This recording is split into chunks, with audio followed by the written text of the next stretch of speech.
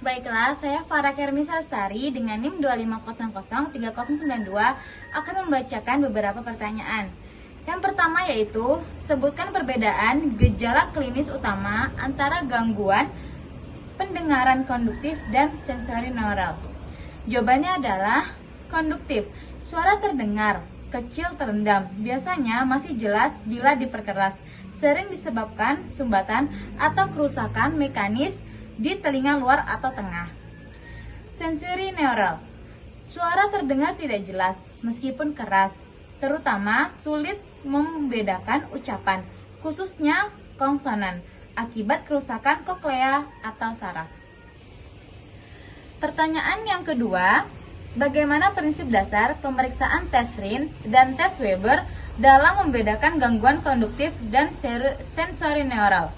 Jawabannya adalah tes Rin membandingkan pendengaran melalui udara, air condition, dan tulang bone condition.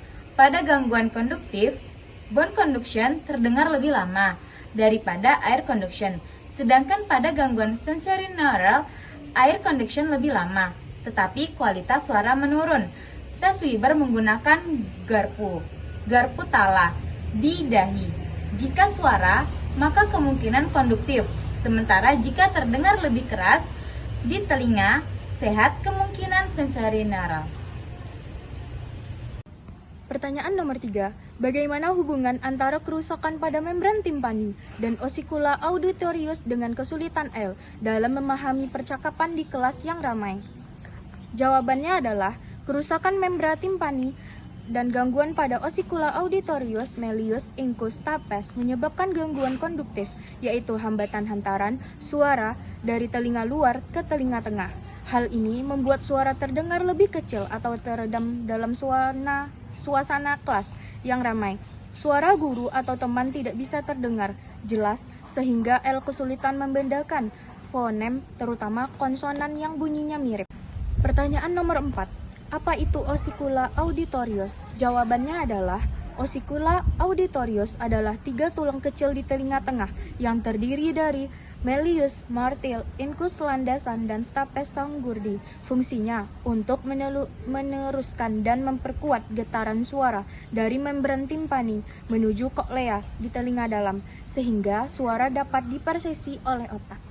Pertanyaan nomor 5. Apakah disabilitas rungu ringan dapat disembuhkan? Jawabannya adalah disabilitas rungu ringan masih bisa dipulihkan melalui penanganan tertentu, tergantung penyebabnya. Kalau penyebabnya konduktif atau masalah di telinga luar atau tengah, dilakukan dengan obat-obatan dan pembersihan telinga. Kalau penyebabnya sensorineural atau ringan, yakni dengan menggunakan alat bantu dengar, terapi pendengaran, dan implan koklea. Lalu, ada terapi tambahan seperti terapi wicara dan bahasa, serta konseling dan pelatihan komunikasi. Pertanyaan yang ke-6. Apa perbedaan antara gangguan tuli konduktif dengan gangguan sensorineural? Kalau gangguan tuli konduktif itu terjadi ketika ada masalah dengan konduksi suara melalui telinga tengah atau luar.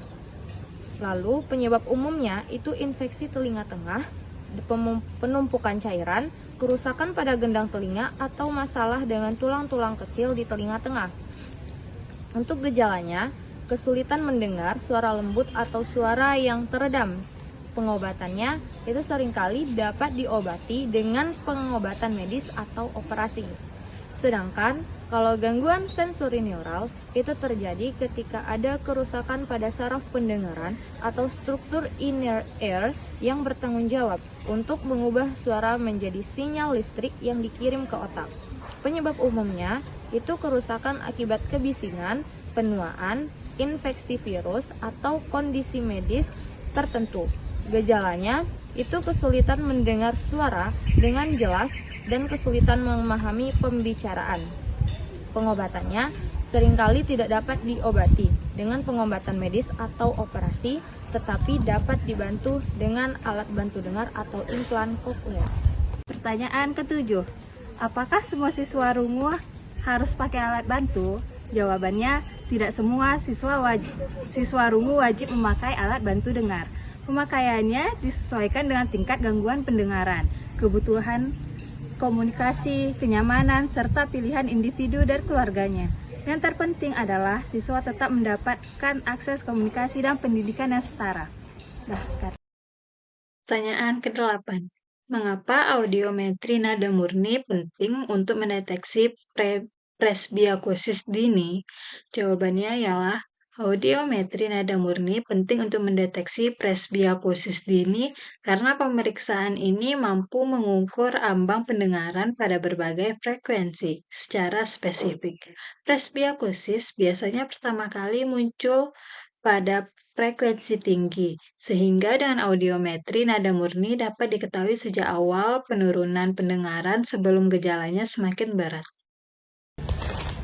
Baik, nomor 9. Apa itu presbiokusis dan mengapa bisa terjadi pada usia muda?